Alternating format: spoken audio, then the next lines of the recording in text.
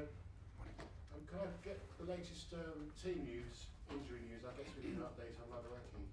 Yeah, fortunately we don't have any update in terms of the ones that we have injury are the same. We don't have any more addition injury, so yep, it's Noni probably will be out until the international break probably, and the rest is Nico out, Wes out, Benoit out, Romeo out, Mark Guillou out. So with Noni, it's 4 games, 4 Premier League games by the sound of it. No more than that. You hopefully be back after the international break. Probably after the international break, we can have back most of the injury, almost all of them, or all of them. That for us can be a big boost. Something to look forward to. So Aston Villa, Chelsea's record at Villa Park is actually in the Premier League. It's pretty good historically. I think they've only won more games away from home at Southampton and Tottenham. And obviously Villa themselves would like to be in the Champions League mix next season. So tell us about Villa and the kind of opposition you're expecting. Oh, they are. Anyway, since the new project with Emery, they are doing fantastic. This season, you can see even in Champions League, they finished first 8. But it's an unbelievable achievement for them, and they are there fighting to finish top 4 also this season. So the team is very good. They know clearly the way they want to play on the ball and off the ball, and the manager is probably one of the best managers. You spoke there about Aston Villa's hopes. What are your hopes for Chelsea now for the remainder of the season? What do you hope to achieve between now and the end? But we said many times. I think we spent almost our season top 4. Now we have just 13 games to go. So for sure now the target for us is to finish top 4, to try to finish in the best way. We're gonna try to do our best to achieve that, knowing that probably the difficult moment that we have now is probably one of the reasons why, and the most important reason why, is because of the injury situation. We have 5-6 players that unfortunately for us, they are significant players that they are out.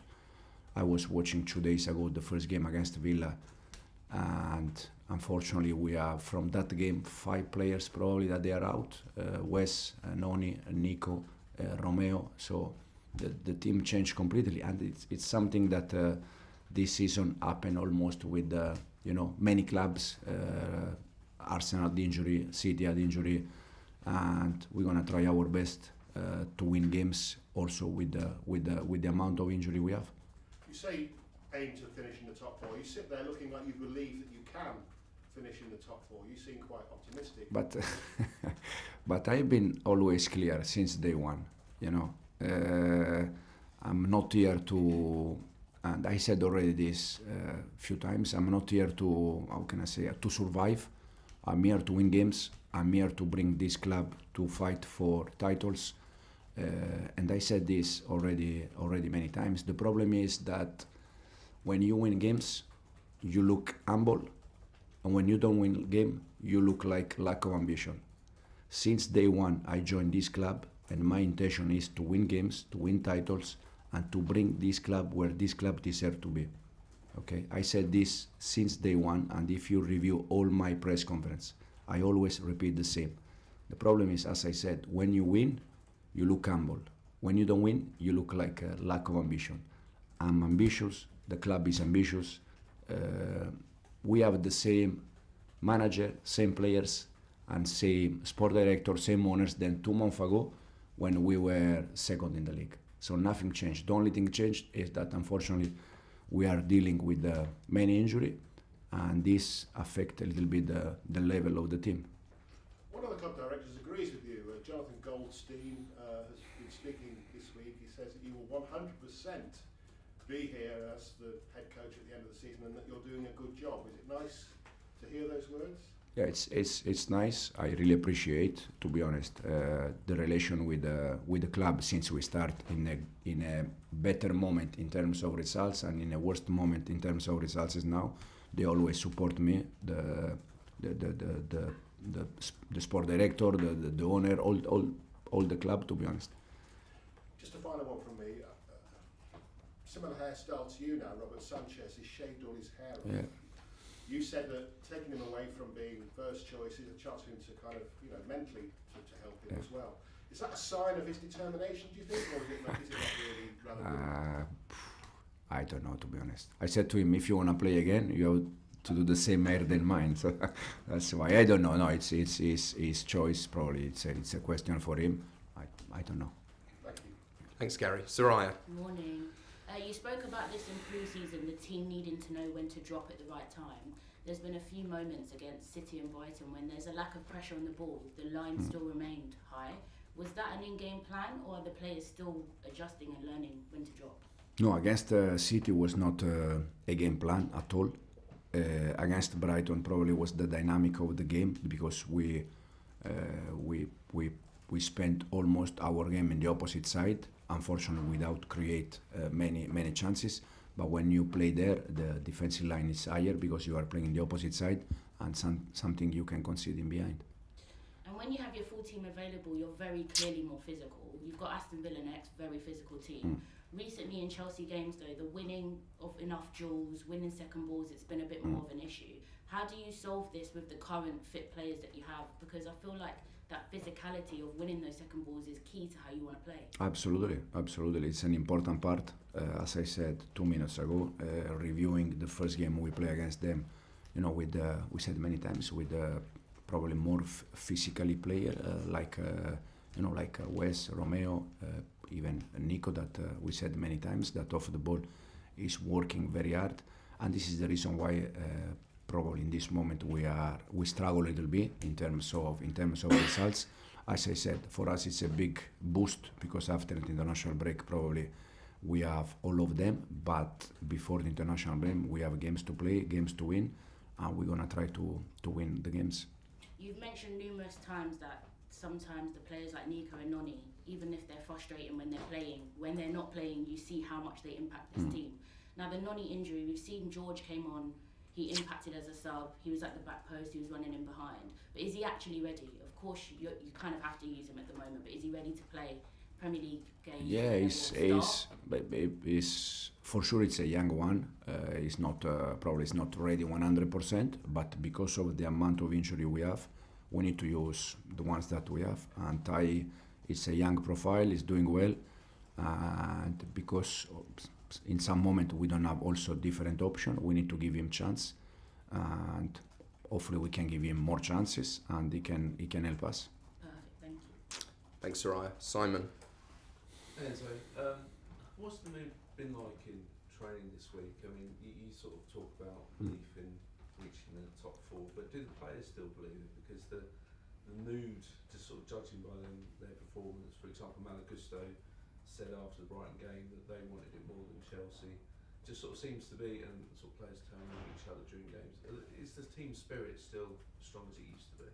No, the team spirit for sure in this moment has to be upset.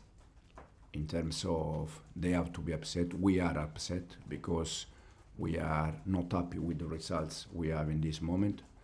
We are all aware that we are in a club where I said at the beginning, we are not here to survive. We are here to try to help this club to win games, to come back to win titles and fight for that. And the team spirit, I try to convince the player, as I said before, that they are the same players that for 19-20 games, they were top four, second for most part of the season. And now it's a bad run. We need to deal that, we need to embrace that. And for sure, after this moment, they're going to be better player and better professional. And I think on Tuesday night, there's been talk, I know you're playing Villa first, but there's been talk that there's going to be some kind of fan protest ahead of the game. What's your feeling about the fans perhaps sort of voting with their voices and showing some kind of protest about form, the way the club's being run? The only thing I can say is that every time the fans have been behind us, we really appreciate, because we are sure that with the fans in behind, we can achieve soon our target. We have, I think, 13 games to go until the end, 7 of them at home, and I think that winning the 7 at home can be enough to finish top 4. So it's a motivation for them, it's a motivation for us, and it's something that after the game inside the change room we mentioned many times that especially after the game that we play at home, we mentioned many times that when you can hear the fans pushing in behind, it's a nice feeling. And also the last 2 Premier League games at home, they were Wolves and West Ham, both we won, and especially the West Ham one that we were 1-0 down with them in behind. At the end we have been able to win the game. So we appreciate the fans in behind us, and we ask them to be with us until the end, because for sure at the end we're gonna finish very happy, all of us. Thank you, Simon. Rob? Last season, Malo Gusto was probably one of the outstanding players for Chelsea, and he seemed like a real sign that the recruitment policy was working. He came over as a teenager, wasn't really very well known, if at all, over here, and he really improved over the season. He doesn't seem to have quite kicked on from there this season. He hasn't started much in the league recently. I wonder what your experience of working with him and his progress has been this season. I'm very happy with Malo, to be honest. I think he's doing well with us, but in this moment to judge players, is probably we judge players a little bit consequence of the results also, because Malo helps us a lot when we were in a good run. I think we won in some moment of the season. We won 7, 8 or 9 games in a row, and it was a fantastic part of the team. So in this moment, probably we can judge Malo a little bit consequence of the results. But for me, Malo it's a main player, it's an important player, and he's doing well. I mean, last year we didn't really have Reece James to worry about in terms of competition. I know James has been out a lot this season, but he's also been available a lot, he's played a lot. Has that kind of affected Malo at all? Is it maybe better, do some players thrive more when they don't have that kind of direct competition? I don't think so, also because if we have been where we have been for the season, and we are 1 point from the 4th and 4 points from the 3rd, probably it's also because when we didn't use Malo, we use Reece, and Reece help us, and when we didn't use Reece, Malo help us. So it's good to have both players that they can help us. And as I said, probably the reason why is because almost in all positions we have 2 players for position that they can help us, and probably the competition is good for them, but it's especially good for the team because can help the team to do better. Thank you, Rob. And we'll finish this section with Bobby.